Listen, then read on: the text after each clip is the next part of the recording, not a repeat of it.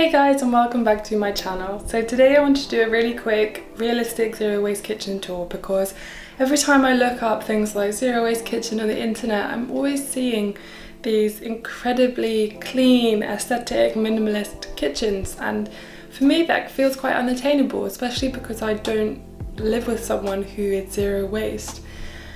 So I thought it'd be good for you guys to see what like a transitioning zero waste kitchen looks like, so that you're not worried and you don't throw away all this plastic packaging that you might have just because it doesn't fit in with the zero waste lifestyle. If you like this video, please give it a thumbs up and subscribe for more, and if you haven't seen my ultimate beginner zero waste guide, I will link that down below, parts 1 and 2. It's a really good, succinct kind of introduction to very easy ways to change your life in a sort of transition to zero waste. Anyway, let's just get into it. So obviously the best way to keep things alive, I found, is to put things in old jars that you might be reusing, or things like herbs as well. It keeps them fresher for so much longer if you put them in a glass jar and you put them in some water. So of course I've got these sort of lined up on my windowsill.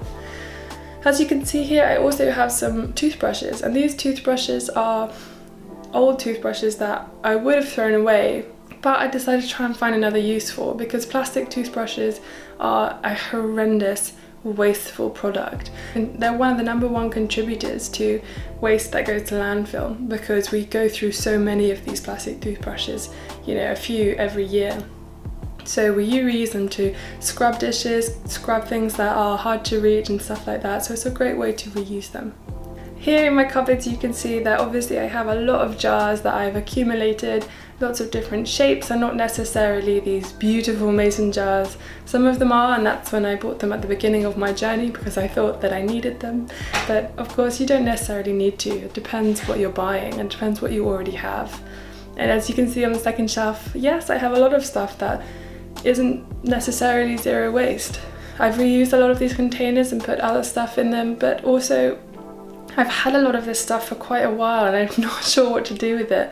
I'm sure you guys have stuff in your cupboards, that food that you haven't used for a really long time, or you haven't used it, but it's so important to use these foods and as much as you can before really discarding that material.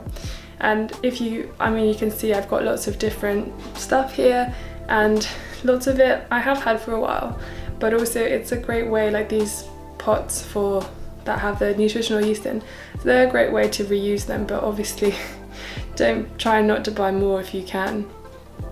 And on the top shelf is just stuff I've had for so long, or stuff that I couldn't buy unpackaged that I needed, or that maca powder that was gross, but now I have a massive bag of it and I have to use it. Sad times. I have like the bare essentials in my cupboard here, just because like the less you have to wash up, and the less clutter you're going to inevitably bring to your kitchen. I also have in this part here lots of different old containers that I had from takeaways ages ago. They are plastic, but also they are very handy and they're very great to reuse for things like lunches, for storing stuff. Even if you don't want to store food, they're actually very handy for storing medication or anything that's like electrical wires or stuff like that, so there's no need to get rid of them. In fact, they're probably pretty good for traveling, putting all your electrical wires in it and stuff like that, or like essentials and stuff.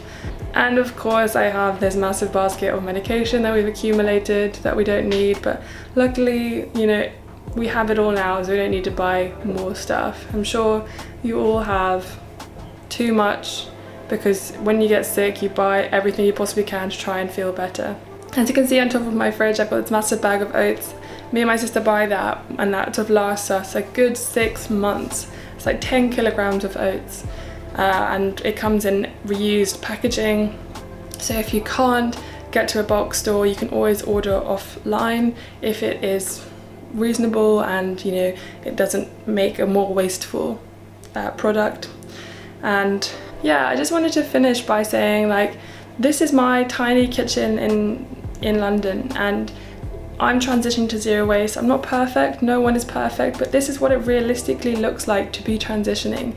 You don't have to be perfect and have a minimalist, super clean, super tidy, super aesthetic kitchen to be zero waste. It's so important that you make the little changes, because that's what's going to make a huge impact, and that's what's going to keep you on your journey. If we're not careful, then we're just going to get too absorbed with the mainstream kind of zero waste aesthetic, and it's going to become more about looks than about what we're actually trying to achieve. So I think it's so important that you look at your waste and you look at your kitchen and you see what you can reuse, and you love it for its weird shapes of bottles and whatever. It's so important. Anyway, I've rambled on for quite a while, so I'm going to leave you guys to it, but leave me comments down below, or, you know, it'd be great if everyone posted pictures or something on Instagram of their zero waste kitchen, you know, so that we all know that it's okay not to be perfect and it's okay to try your best. So yeah, if you like this video, again, please give it a thumbs up and subscribe down below, and follow me on Instagram for more consistent zero waste tips. Alright, I'll see you guys later. Bye.